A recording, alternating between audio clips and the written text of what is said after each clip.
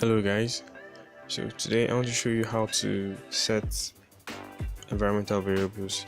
One thing I've noticed is when people try running Java or Python, they run into the problem of setting their environmental variables. So to do that, you go to search, you search for environmental variables, environment.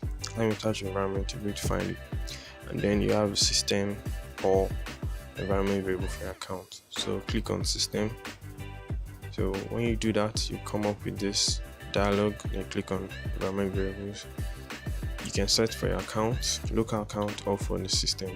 So I'm choosing path for system, so click on edit. Then here you can select if you want to create a new one or you want to edit.